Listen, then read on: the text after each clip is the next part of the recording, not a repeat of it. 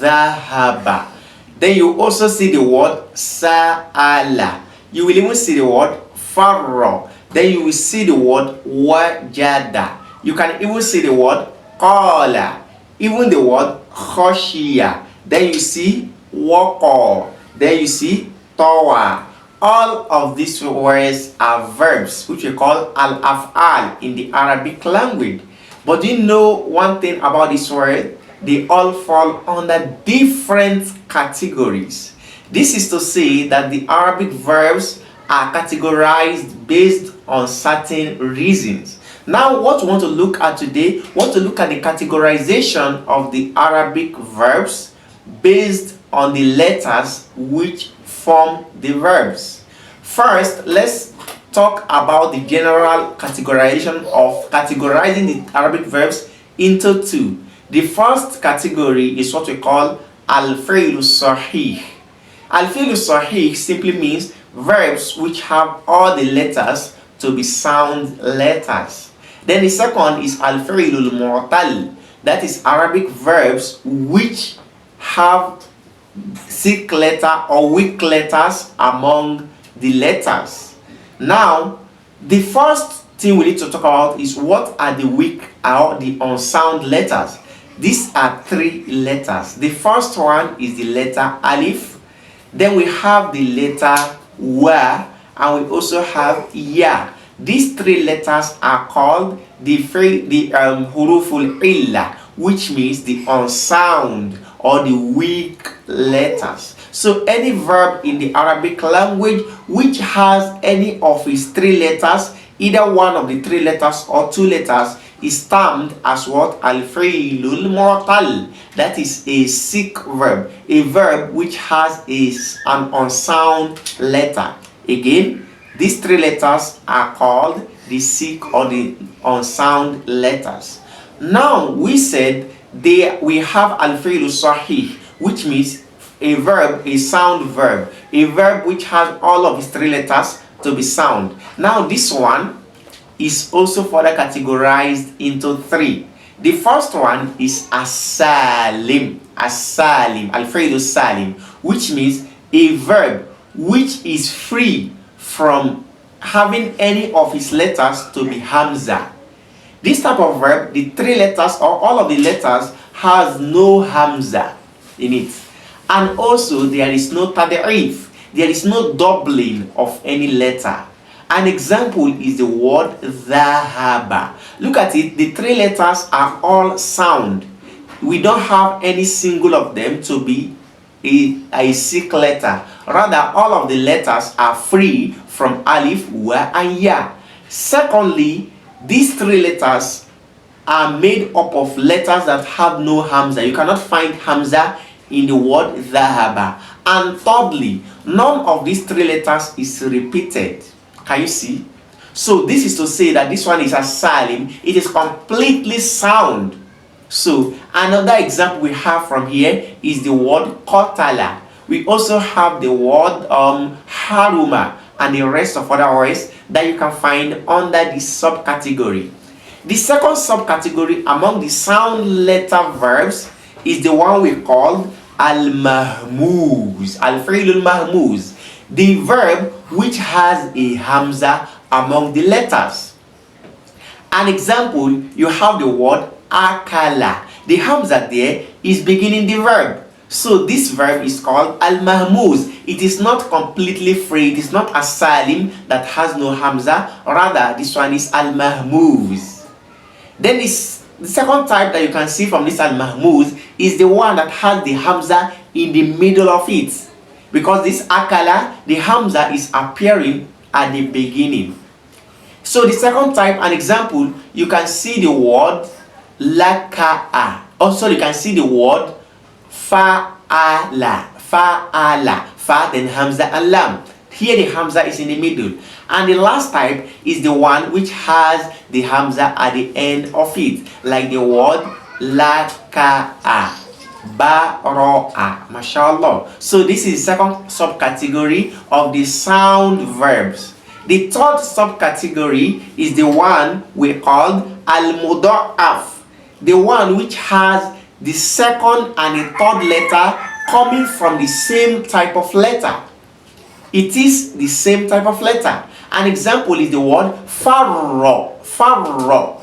The word shadda, shadda. The word kolla, kolla. All of these three words we have given, you will see that the last, you can only see two letters appearing, but the last letter, the second letter there is doubled.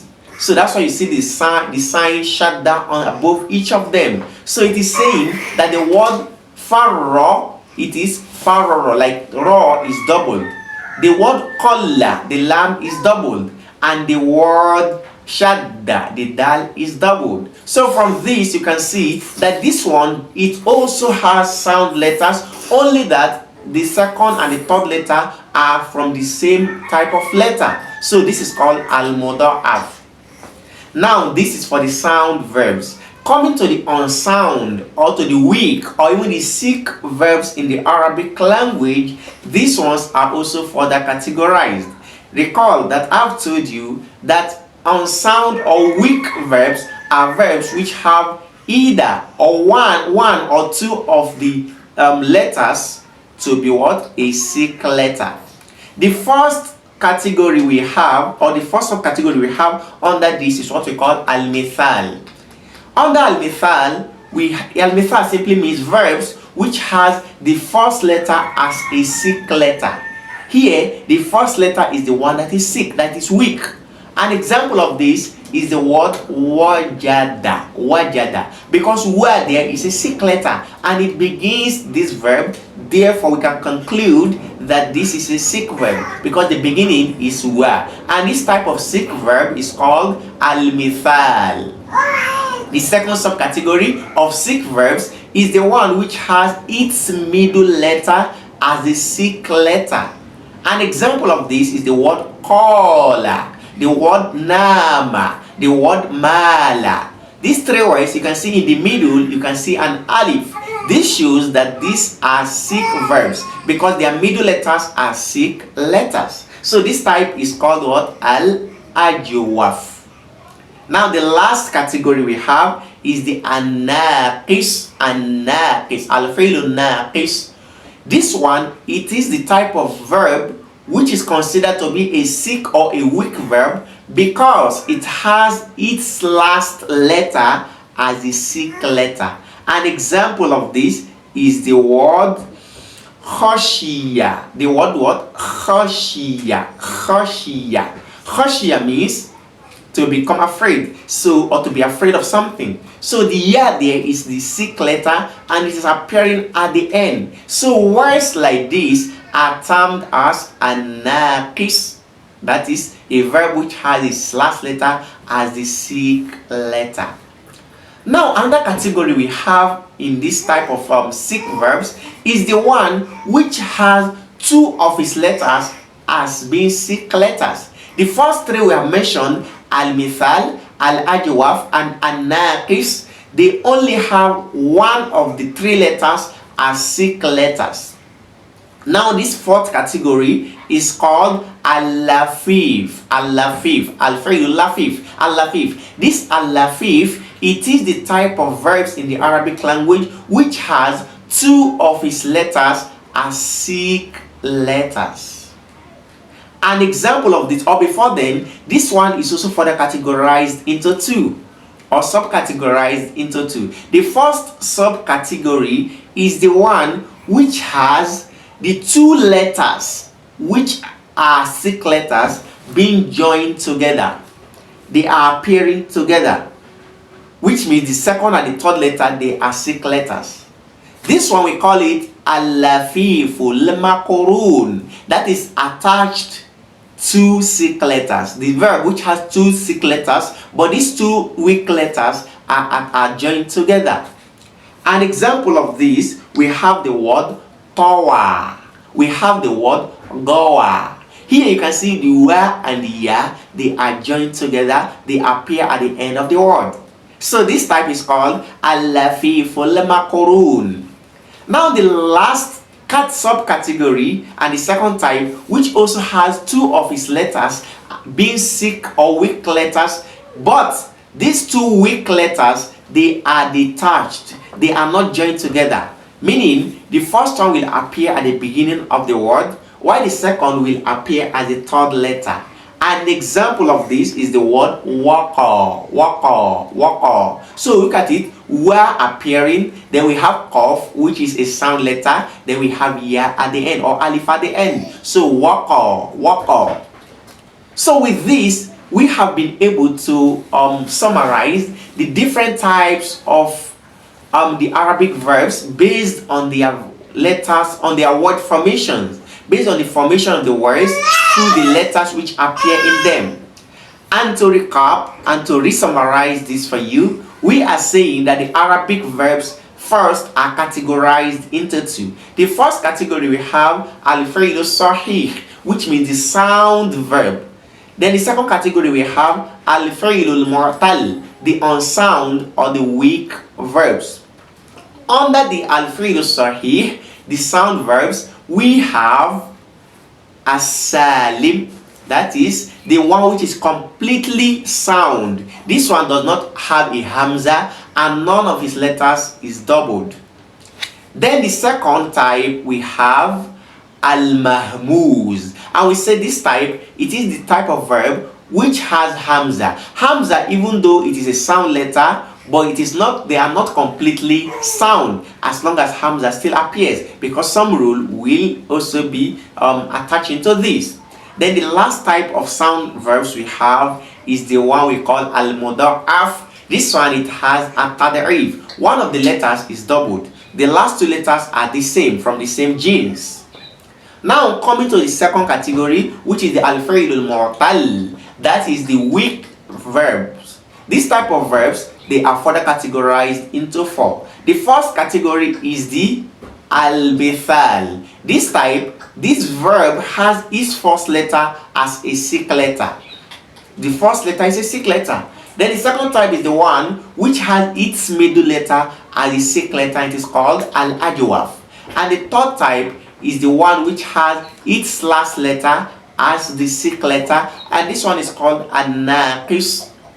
And the fourth subcategory, it is the one which has two of its letters as sick letters. And in this type, it is further categorized into two. One which has these two sick letters coming together, that is appearing after another. They appear consecutively.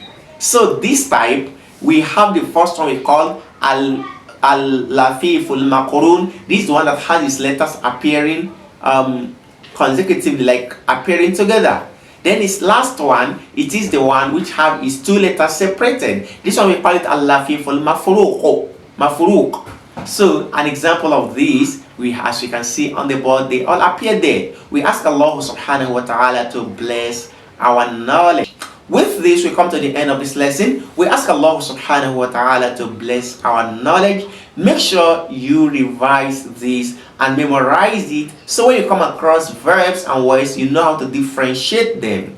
And if you want to learn more about this, you can go back to your book An-Nahul Wadih that we always use and go to the topic Taqsimul Fi'li ila Sahihin wa Mu'tallin.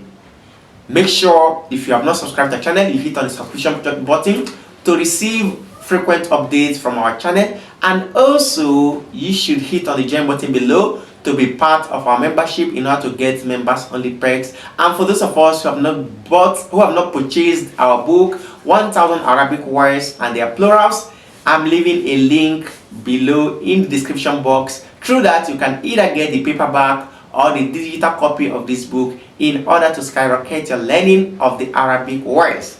Until we take jazakumullahu khairan for always staying tuned. Until then, assalamu alaikum.